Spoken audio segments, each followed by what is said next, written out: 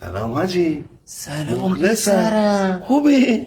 خیلی چه عجب ممنون. از برا قربون دارم. ماشاءالله انگار قالی کرمونی هم انو شدی کرد یا؟ دماغ کوچیکی که چه خبر خوبی؟ سلامتی. چه خبر؟ اومدم یه سر به بابات خدا بزنم. پدرتم بیامرزه. بنده خدا آلزایمر هم داشت، خوب اومدی خدا وکیل. آخه حال دست کشید سر رو یادم افتاد. میگم تو بچگی هم خیلی تو نخمه ها بودی یا یه بلای سرمون بیاری یا تو کوچه پس کوچه ها خلوت ها خدا وکیل بازم نتونستی.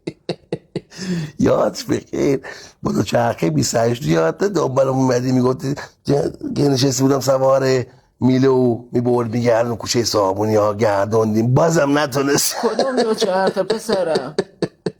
دو چرخه 28 تو بالاش اکبر.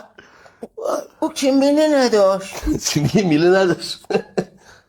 چرا گره؟ میله نداشت. میله نداشت؟ نه. من کجا نشسته بودم؟ حالو ای حالو هستیم